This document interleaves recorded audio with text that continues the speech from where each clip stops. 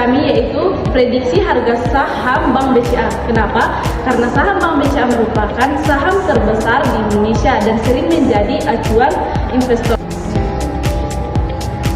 Jadi tujuan dari studi kasus kami yaitu untuk menghasilkan prediksi harga saham 3 hari ke depan berdasarkan pola pergerakan harga saham sebelumnya. Dengan melakukan prediksi ini dapat membantu investor untuk menganalisis dan mendapatkan gambaran mengenai prediksi harga saham Bank BCA beberapa hari ke depan, sehingga investor dapat menganalisis dan mengambil keputusan untuk melakukan investasi seperti membeli, menjual, dan mempertahankan harga saham. Untuk data yang kami gunakan ini bersifat time series dan algoritma yang kami gunakan ini adalah algoritma ARIMA. Jadi ARIMA ini merupakan algoritma yang banyak digunakan dalam analisis dari waktu karena mampu memodelkan pola ketergantungan nilai saat ini terhadap nilai masa lalu serta mengatasi tren melalui proses diferensi. Dari penjelasan teman saya tadi, alasan kami memilih algoritma ARIMA karena algoritma ini cocok untuk data harga saham yang dapat menyampaikan memiliki tren dan memperlihatkan pola korelasi per periode tertentu. Selain itu, ARIMA mampu memberikan prediksi yang cukup baik dan bersifat interpretatif sehingga mempermudah pemahaman. Oke, baik, saya akan menjelaskan tentang step by step secara sistematis. Pertama, di sini kita mengambil 5 contoh data dari data yang diberikan.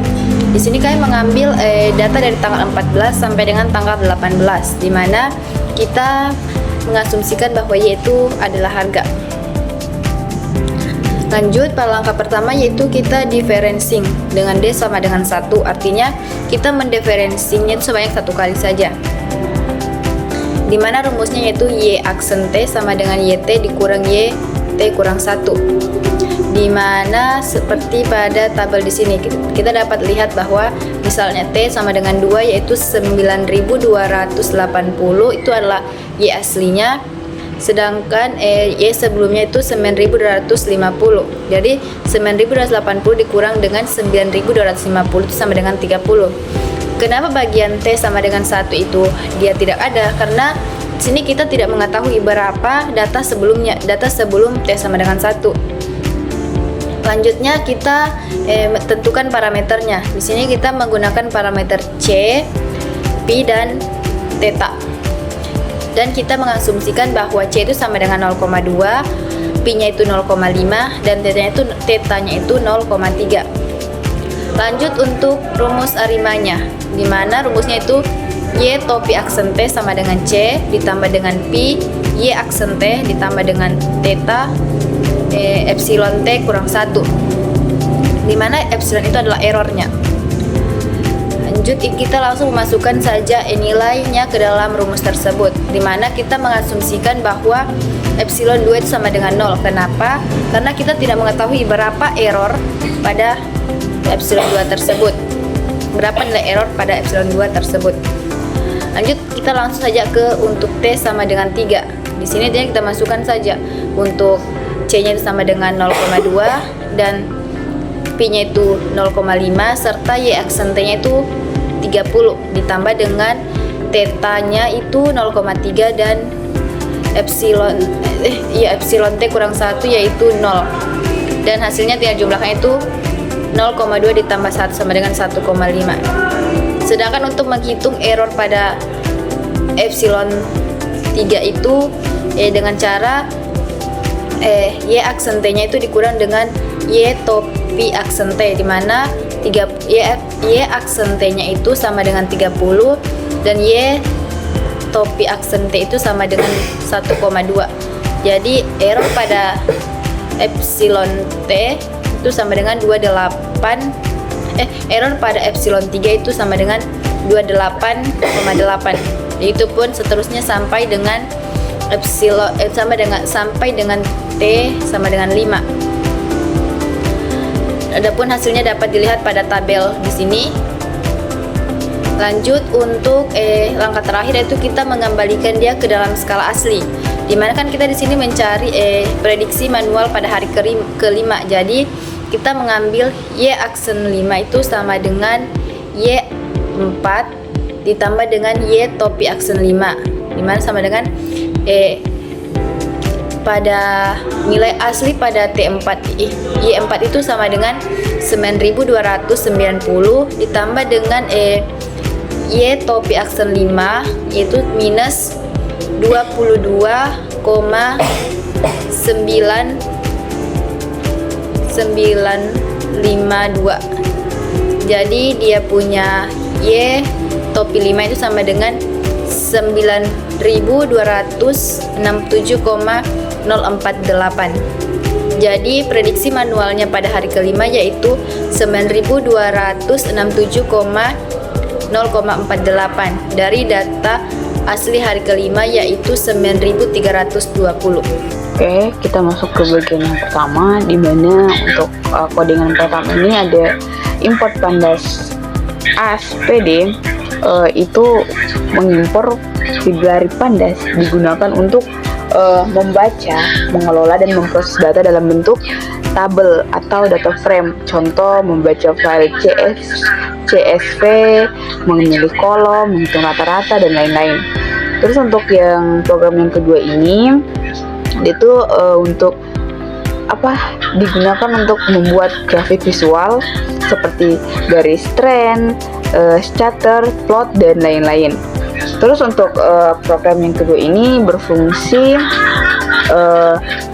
untuk membantu dan melatih model ARIMA untuk data deret waktu atau time series. Selanjutnya di sini membaca data. Untuk codingan pertama di sini kita bisa menyimpan lokasi file data ke dalam variabel file path-nya ini. Sini kita bisa juga menggantinya sesuai letak di mana teman-teman meletakkan file teman-teman. Terus untuk codingan selanjutnya with open ini, di sini open itu untuk membuka teks dalam mode baca. Mode baca ini ada yang R ini. Terus encoding itu memastikan karakter terbaca dengan benar. Terus yang readliness ini untuk membaca seluruh isi file dan menyimpan ke list liness ini, di mana setiap elemen adalah satu baris teks. Terus codingan selanjutnya yang dimana ada start index, import dan seterusnya ini untuk enumerate ini sini untuk menghasilkan pasangan indeks baris. Terus untuk if datanya ini untuk mencari baris yang mengandung text header atau CSV. Terus selanjutnya untuk for line ini dia untuk mengambil indeks pertama dari baris yang memuat header tersebut. Jadi start index itu sama dengan posisi awal data CSV di file, posisi awal. Selanjutnya CSV data program ini untuk menggabungkan seluruh baris mulai dari baris start index sampai akhir menjadi satu string besar atau CSV datanya tadi itu. Karena file berisi teks panjang bukan CSV langsung. Terus untuk yang berikutnya ini ada string ini fungsinya untuk membuat objek mirip file dari string CSV data. Terus untuk PDReady ini membaca data menjadi data frame DF. Terus untuk parse datasnya ini untuk mengubah kolom data ke format tanggal atau data time. Untuk hasilnya bisa kita lihat di bawah sini. Nah di bawah sini kita menggunakan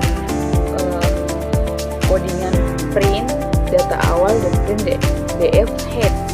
Kenapa?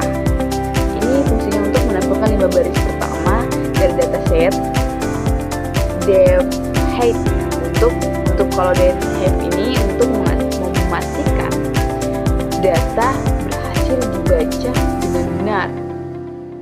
Terus kita masuk ke bagian ketiga, yang mana di sini membagi data training dan testing. Untuk coding pattern pertamanya itu di sini fungsinya untuk menghitung jumlah data yang digunakan untuk trainingnya itu 80% dari total baris len atau DF-nya ini. Terus codingan yang selanjutnya ini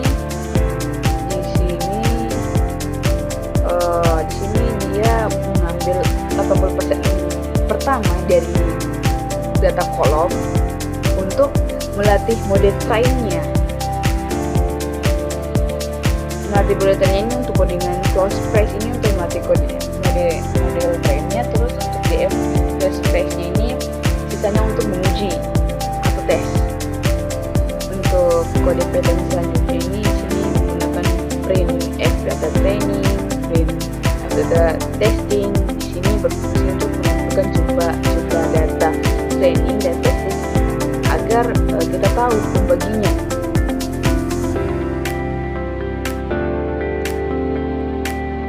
Selanjutnya akan dilanjutkan oleh teman saya. Bismillah, Assalamualaikum warahmatullahi wabarakatuh. Kenalkan, saya Nurfianti dengan NIM G201.3041.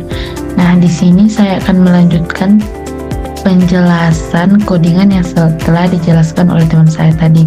Nah, di sini saya akan melanjutkan codingan. Di sini saya akan menjelaskan codingan di bagian melatih model ARIMA. Nah, di sini kita menggunakan codingan curve untuk melatih model ARIMA. Codingannya itu model sama dengan ARIMA dalam kurung train, order sama dengan 1,1,1.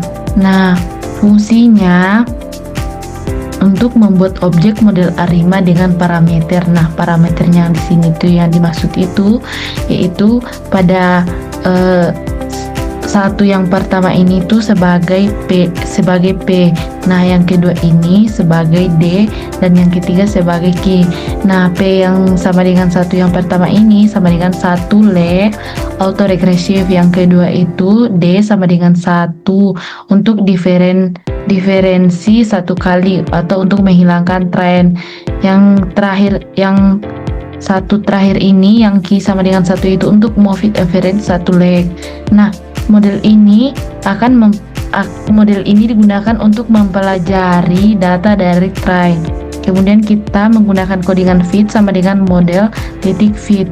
Nah, kegunaan dari codingan itu untuk melatih model ARIMA terhadap data training atau data train. Kemudian hasil pelatihan itu disimpan dalam variabel dalam bentuk fit, disimpan dalam variabel fit.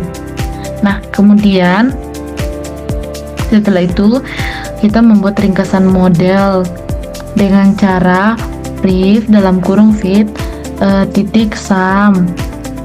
Codingan itu untuk menampilkan ringkasan statistik dari model ARIMA yang sudah dilatih. Nah, kemudian didapatkan output seperti ini, di mana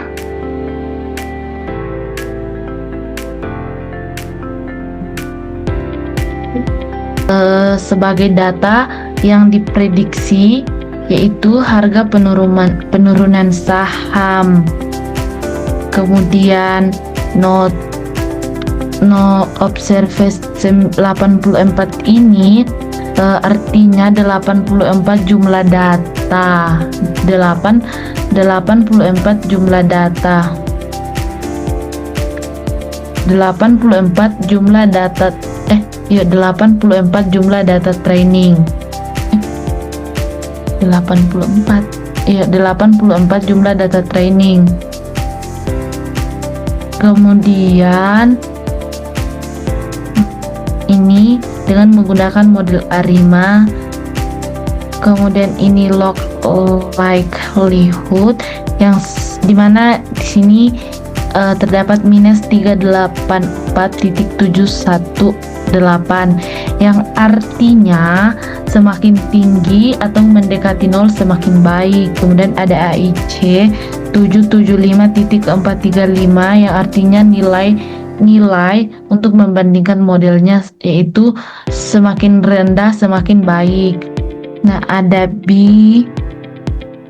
ini BIC 782.692 yang artinya sama dengan AIC, di mana lebih rendah itu semakin baik. Kemudian ada HQIC di mana ada 778.35351 yang artinya kriteria informasi alternatif. Kemudian di sini ada waktunya, di sini ada waktu pengerjaannya. Kemudian ada output lain yang bisa kita lihat bersama. Kemudian kita masuk dilanjutkan dengan melakukan prediksi pada data testing, yaitu dengan memastikan model ARIMA yang sudah dilatih dengan cara brief melakukan prediksi pada data testing. Kemudian menentukan rentang prediksi mulai dari akhir data training hingga akhir data training. Terima hasil data training untuk memprediksinya. Menggunakan codingan pref sama dengan predictive dalam kurung star index n sama dengan n index, yang artinya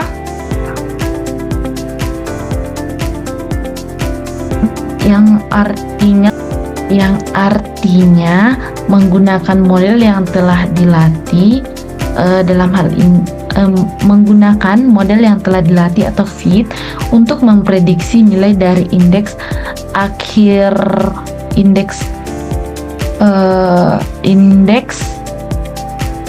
dari start index sampai end index. Kemudian kemudian kita pakai codingan pref.index sama dengan df dalam kurung start index and index plus 1, yaitu untuk mengatur indeks hasil prediksi agar sama dengan kolom tanggal sebenarnya dari data asli. Setelah itu baru kita menampilkan hasil prediksi 5 data pertama dengan cara brief dalam kurung hasil prediksi 5 data pertama dengan codingan brief dalam kurung hit, yang artinya menampilkan 5 hasil prediksi pertama untuk melihat hasil dari 5 data pertama. Kemudian gabungan hasil prediksi dengan data aktual, mungkin ini opsional untuk mengecek perbandingannya dengan menggunakan codingan compare df sama dengan pd.data frame, yang artinya membuat file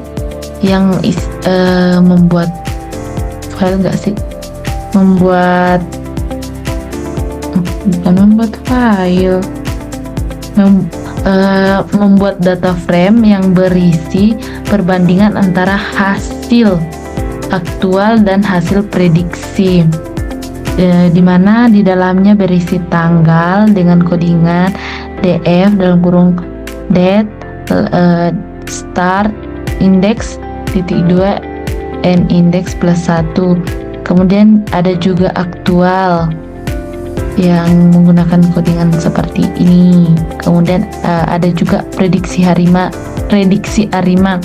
dan di dalamnya ada prediksi, menggunakan juga prediksi ARIMA yang menggunakan codingan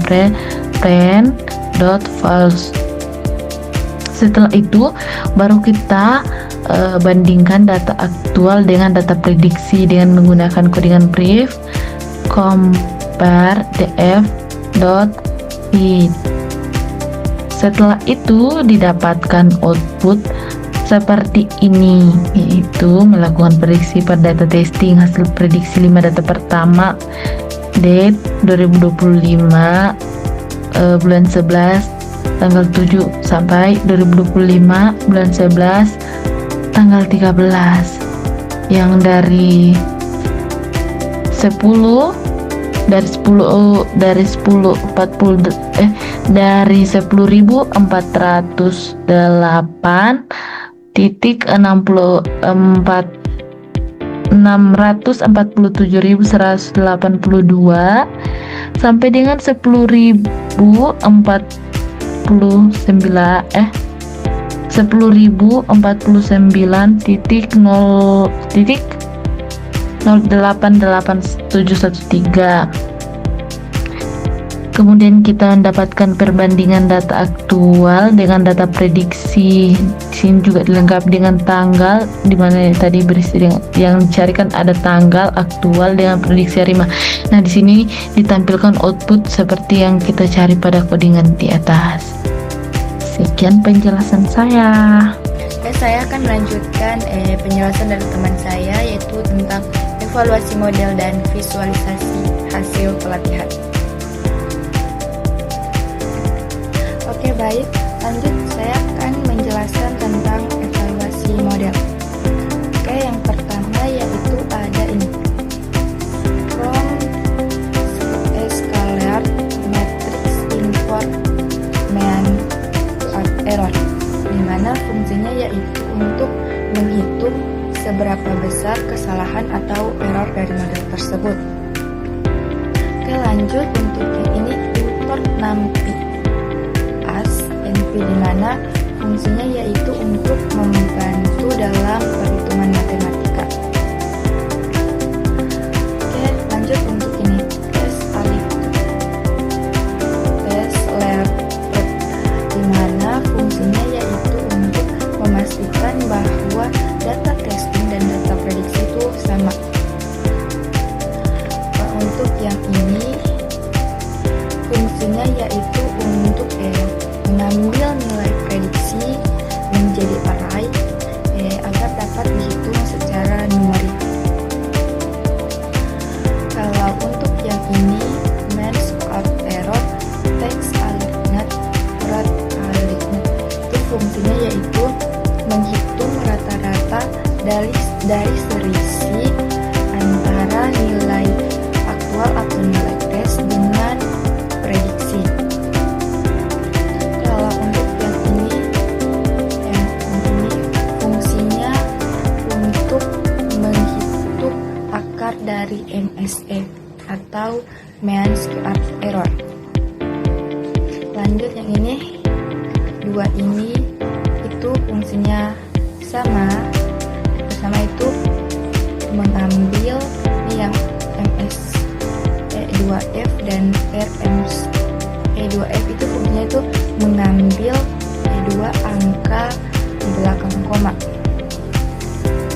Oke, lanjut untuk output yang dihasilkan yaitu ada ini, yaitu dimana mean squared errornya itu sekitar 31.534,28 dan root mean squared errornya itu sekitar 177,58, dimana semakin kecil MSE-nya dan RMSE itu semakin bagus karena mendekati nilai aktualnya.